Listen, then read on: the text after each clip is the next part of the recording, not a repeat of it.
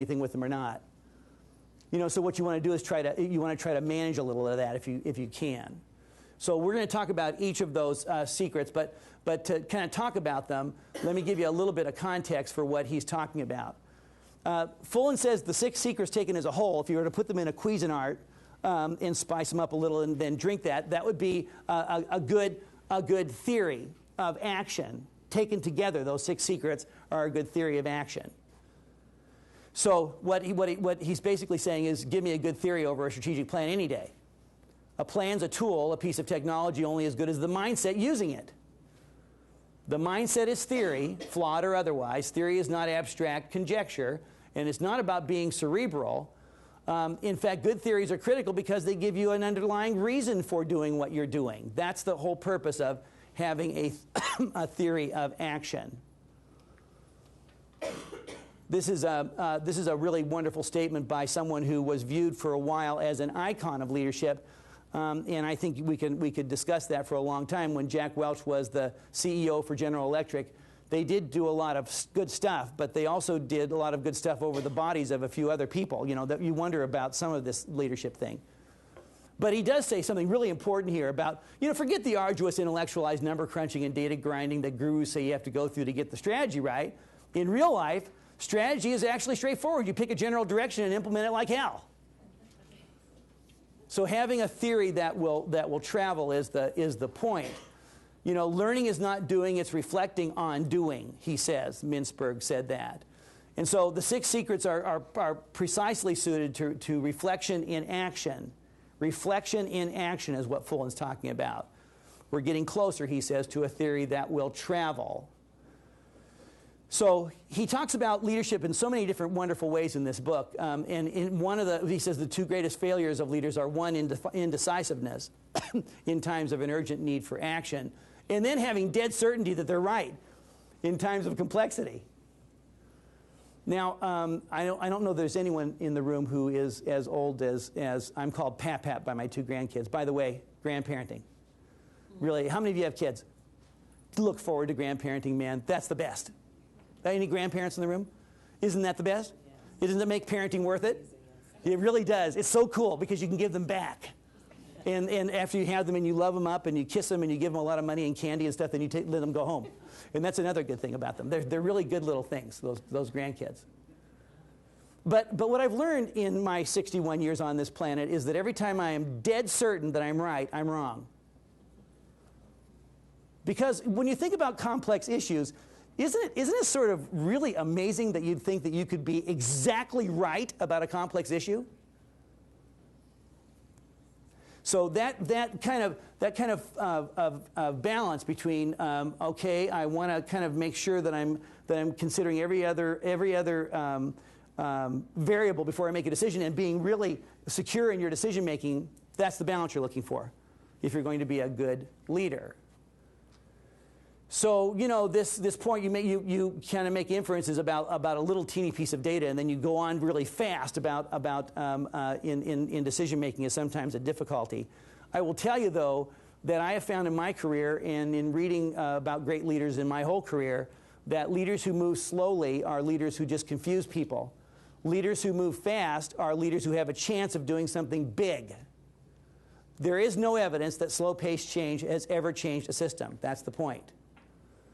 So using this theory of action is the issue, and then being open to surprises is what Fullen's talking about.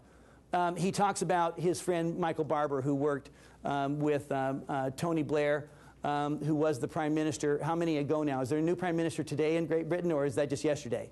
That it was. It's just kind of hard to keep track of that if you're not keeping score, I think, right now. But I think it's the most intriguing thing to observe the way they created a coalition, didn't they?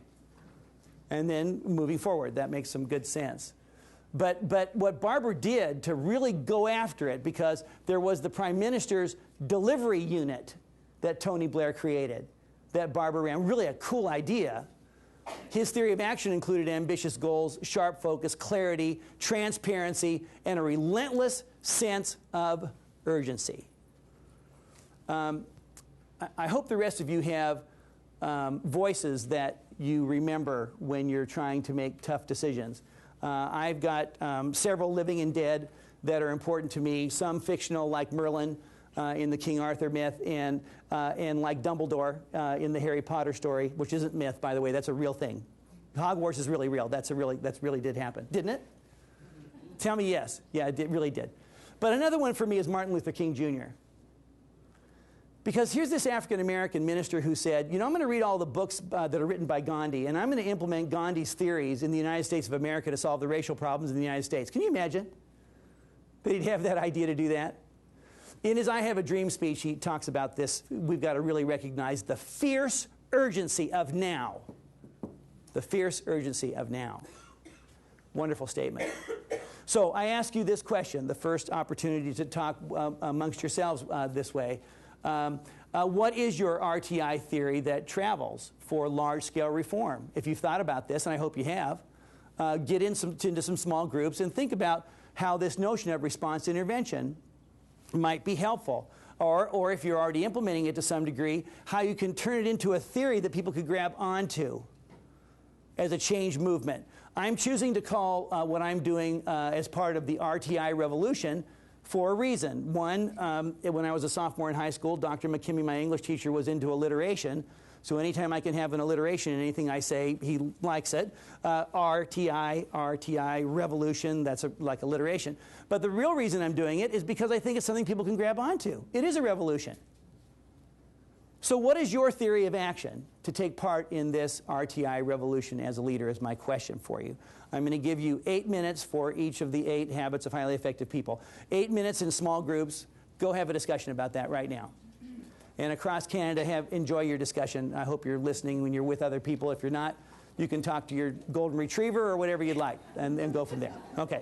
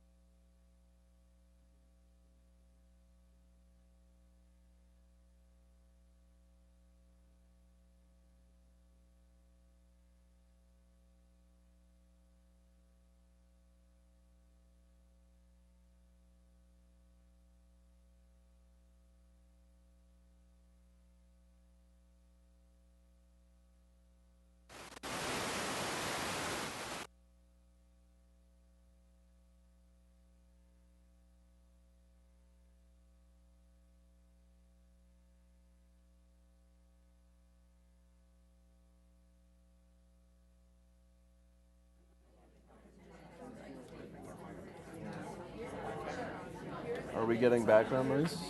I can't hear it. So.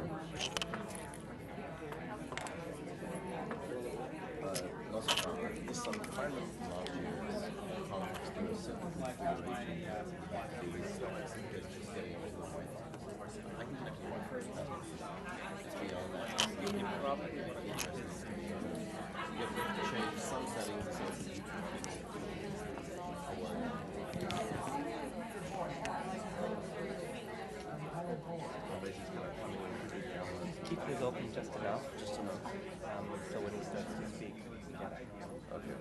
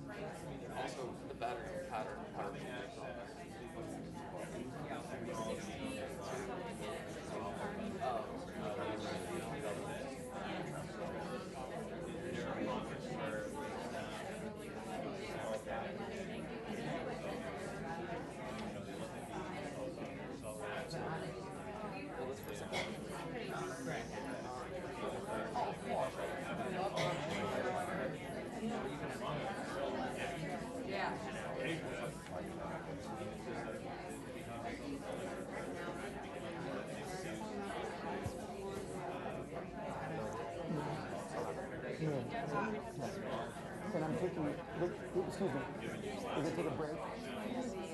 We're going to have them take a break at about 10:30.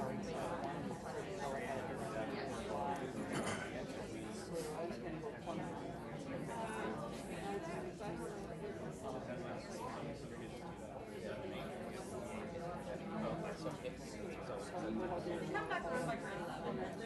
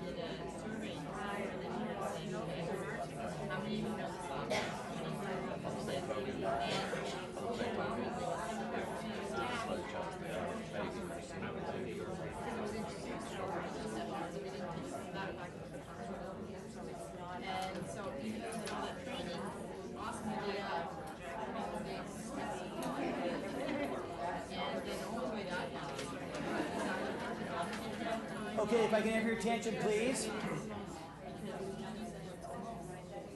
If I can have your attention, please. One of the things that Fullen talks about here is the need to stick with this at a pretty big kind of a level. This theory of action. Don't add too many specifics underneath it. What is your theory of action? Is sort of exemplified in Wichita with something they're playing with that they're going to call the Wichita way. So when somebody's hired in Wichita, they're going to act in this kind of way related to the way they do their work. That